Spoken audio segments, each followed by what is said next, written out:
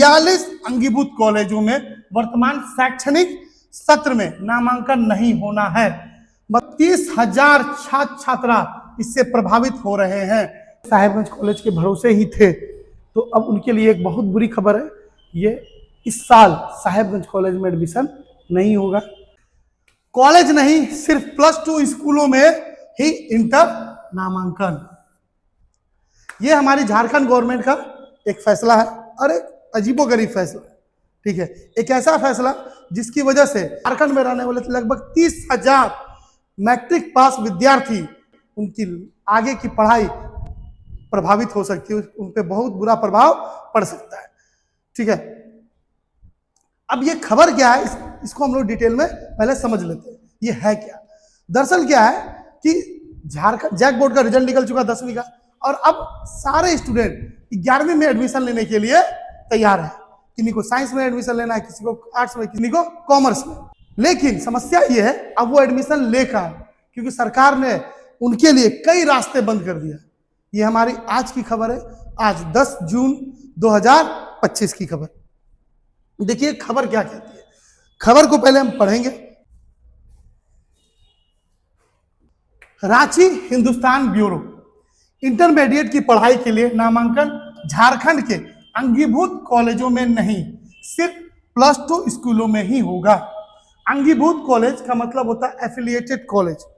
ठीक है, वैसे कॉलेज जिसको एफिलिएशन मिला हुआ था, अब उन स्कूलों में, उन कॉलेजों में अब +2 की पढ़ाई बंद हो जाएगी। मतलब 11वीं में एडमिशन अब बंद हो जाएगा। अब केवल +2 स्कूल है, जो +2 स्कूल, उनमें ही केवल इंटर का एडमिशन होगा।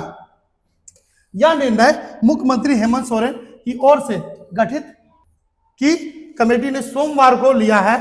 कमेटी में शिक्षा मंत्री रामदास सोरेन, उच्च व तकनीकी शिक्षा मंत्री सुदीप कुमार और ग्रामीण विकास मंत्री दीपिका पांडे शामिल हैं। मतलब इन तीनों ने यह मिलकर फैसला लिया है कि अब जो है कॉलेज में एडमिशन ना होकर के केवल +2 स्कूलों में 11वीं और 12वीं की पढ़ाई होगी। तीनों मंत्रियों ने प्रोजेक्ट भवन में शिक्षा विभाग अधिकारियों के साथ बैठक करते हुए विद्यार्थियों की इंटरमीडिएट की पढ़ाई बिना कोई बाधा के जारी रखने पर मंथन किया। शिक्षा मंत्री ने बताया कि राज्य के 42 अंगीभूत कॉलेजों में वर्तमान शैक्षणिक सत्र में नामांकन नहीं होना है। मतलब जितना, एक उदाहरण ले लें कि झारखंड जो है, झारखंड में कुल मिलाकर 24 जिले हैं और उसमें कुल मिलाकर 42 एफिलिएटेड कॉलेज है, जिसे कॉलेज यूनिवर्सिटी होते हैं। यूनिवर्सिटी वो होते हैं ना जो जहाँ पे UG, PG, graduation, post graduate और पीएचडी की पढ़ाई होती है। मतलब ऐसे जगहों पे अब जो है इंटर 11वीं और 12वीं की पढ़ाई नहीं होगी, 11वीं पढ़ाई का एडमिशन ही नहीं होगा। ऐसे में 32,000 छात्र छात्रा इससे प्रभावित हो रहे हैं। इसका मतलब 30,000 विद्यार्थी जो मैट्रिक पास हुए हैं, वो अब एडमिशन लेने के लिए इधर उधर भटकने वाले हैं, क्योंकि सरकार ने इन यूनिवर्सिटीज में उनके लिए रास्ते बंद कर दिए हैं। इसलिए मैट्रिक पास सभी छात्र छात्राओं का नामांकन +2 स्कूलों में कराया जाएगा। उन्होंने बताया कि झारखंड एकेडमिक काउंसिल जैक को +2 स्कूलों में नामांकन जारी रखने का निर्देश दे दिया गया है। जितने भी +2 स्कूल है उनको निर्देश दे दिया गया है, जितने भी स्कूल है, ताकि वो अपने इंटर की एडमिशन ले सके। समस्या ये है ना कि हमारे झारखंड में शिक्षा को लेकर के उतनी ज्यादा फैसिलिटीज है नहीं। दरअसल मैं बात करूं तो मैं एक साहेबगंज जिले, झारखंड का एक जिला है साहेबगंज, मैं वहां से बिलोंग करता हूं। यहाँ पर एक कॉलेज है साहेबगंज कॉलेज। हर साल तक, पिछले मतलब 2023 तक हर साल यहाँ पे लगभग 1800 विद्यार्थी एडमिशन लेते थे साहेबगंज कॉलेज में। ठीक है, अब पिछली साल की घटना यह हुई कि इसकी सीटों को कम कर दिया गया। चलो फिर भी थे, लगभग 350 सीट रहे, कुछ विद्यार्थियों का एडमिशन हुआ। अब इस साल बंद अगर हो जाता है तो सारे विद्यार्थी जो कॉलेज के भरोसे रहते थे, वे आखिरकार कहाँ जाएंगे? हमारे साहेबगंज की बात किया जाए तो 2 स्कूल है, राजस्थान और संध्या कॉलेज। ये 2 स्कूल में कितना एडमिशन होगा मुझे खुद पता नहीं है, इसका कोई कैलकुलेशन नहीं है। अब पता नहीं, सरकार इस पे जरूर कोई ना कोई कदम उठाएगी। अब देखते हैं सरकार इस पे क्या करती है। उन्होंने यह भी बताया उन्होंने यह भी बताया कि अंगीभूत कॉलेजों में इंटर में नामांकन के लिए जाने को लेकर शिक्षा विभाग महाधिवक्ता एजी से परामर्श लेगा। इसके लिए शिक्षा सचिव को अधिकृत किया गया है। इंटर कॉलेजों में 9वीं 10वीं की भी पढ़ाई होगी। अब इंटर जितने कॉलेज है, जो कुछ ऐसे कॉलेज भी होते थे जिसमें केवल 11वीं से पढ़ाई होती थी, जैसे मैंने अभी क्या बताया कि हमारे शहर में एक संध्या कॉलेज है, वहां पे 11वीं से एडमिशन होता था। अब इस आदेश के अनुसार जहां तक मुझे मेरा कैलकुलेशन कह रहा है कि उस कॉलेज में जहां केवल 11वीं और 12वीं की पढ़ाई होती थी, अब 9वीं से एडमिशन लेना होगा उस कॉलेज को। मंत्री सोरेन ने कहा कि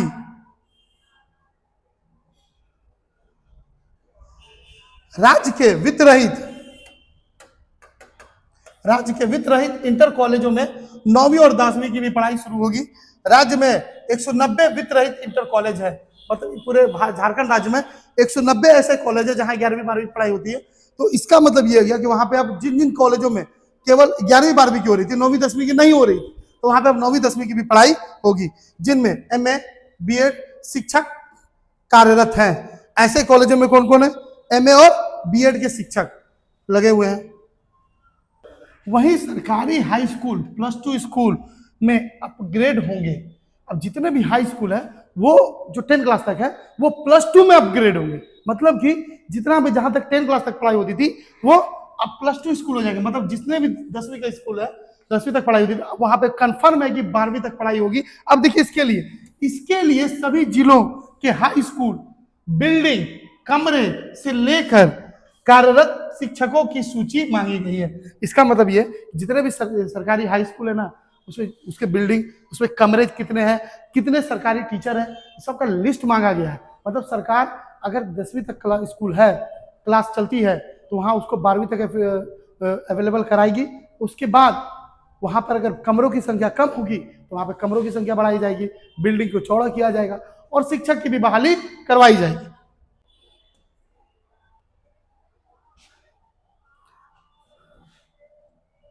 अब देखिए क्या कहा गया है, DO DSE हर सप्ताह एक एक स्कूल में लेंगे क्लास।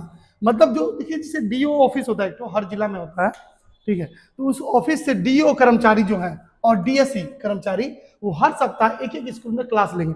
अब ये इसके पीछे क्या रीजन है ये पहले समझते हैं, ठीक है। शिक्षा मंत्री सोमवार को धुरवा स्थित JPEC कार्यालय में DEO DSE की राज्य स्तरीय बैठक में भी शामिल हुए। उन्होंने मैट्रिक और इंटर के खराब रिजल्ट वाले जिलों को सुधार करने की चेतावनी दी।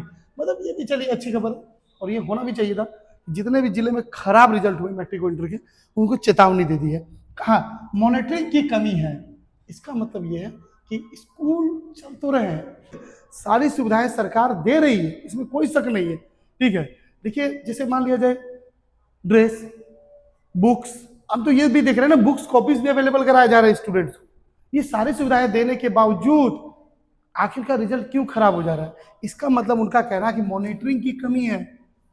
वहां पर कोई मॉनिटरिंग अच्छे से ढंग से नहीं हो पा रही है। शिक्षक स्कूल आ रहे हैं कि नहीं आ रहे हैं, स्टूडेंट स्कूल आ रहे हैं कि नहीं आ रहे हैं, इसकी कोई परवाह कोई नहीं कर रहा, जबकि हर चीज के लिए एक कर्मचारी यहाँ पे नियुक्त किए जाते हैं। ऐसे में DEO और DSE हर सप्ताह किसी प्रखंड के एक एक स्कूल में जाकर क्लास ले। उन्होंने कहा है कि DEO और DSE जो कर्मचारी होंगे वो हर प्रखंड में जा जाके हर सप्ताह एक एक स्कूल में क्लास, बच्चों की कमियों को जाने, उसका निदान निकाले। मतलब जो अगर बच्चे कम, अगर किसी स्कूल में बच्चे कम हैं, एडमिशन ही कम लिए हैं, तो उसको आखिरकार क्या रीजन है, उसके सॉल्यूशन करें। अगर स्कूल में एडमिशन लेने के बावजूद कुछ बच्चे कई बार होते हैं जो सरकारी स्कूल होने की वजह से स्कूल ही नहीं आते, तो इसका भी सॉल्यूशन निकालना होगा ताकि बच्चों में सुधार हो और शिक्षकों में कार्रवाई का डर हो। अब शिक्षकों में भी कार्रवाई करनी होगी। आखिरकार शिक्षकों में कार्रवाई करने की क्यों जरूरत है, यह भी समझने की जरूरत है। कई बार शिक्षक ये होते हैं जो सरकारी स्कूल में होते हैं, कई बार स्कूल जाते ही नहीं, ठीक है, और स्कूल जाते भी है तो ढंग से क्लास लेते ही नहीं है, ये समस्या है। तो अब वो स्कूल नहीं जाएंगे, स्कूल या फिर क्लास ढंग से नहीं लेंगे तो बच्चों को पढ़ाई ढंग से नहीं होगी, पढ़ाई नहीं होगी तो फिर रिजल्ट तो खराब होगा ही होगा।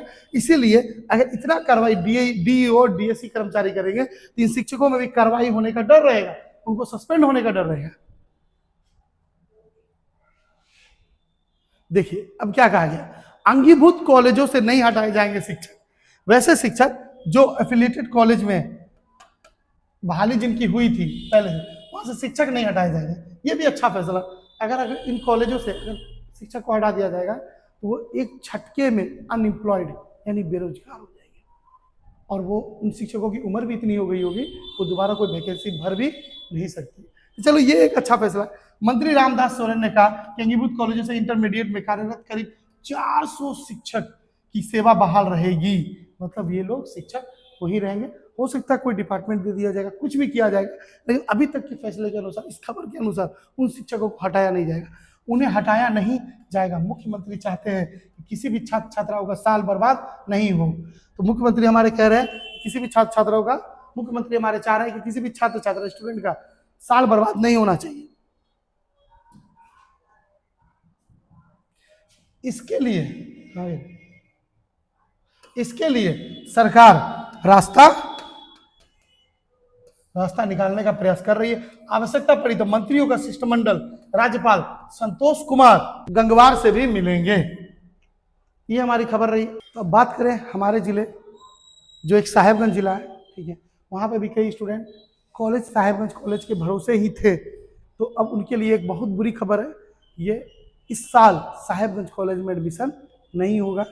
ठीक है, जितने भी स्टूडेंट हैं जो 10th पास किए हैं वो 11वीं 12वीं के लिए किसी दूसरी कॉलेज की ओर मूव करना शुरू कर दें, या तो वो राजस्थान स्कूल चले जाए या संध्या कॉलेज, अदरवाइज कोई दूसरा ऑप्शन सुन लें।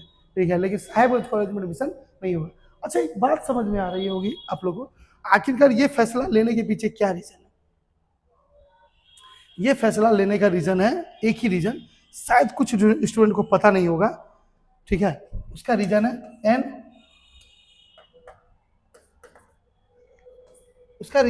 NEP। इसका मतलब होता है नेशनल एजुकेशन पॉलिसी। ये कब लागू हुई है? 2020 में। इसका शुद्ध हिंदी होता है नई शिक्षा नीति। क्या बोलेंगे?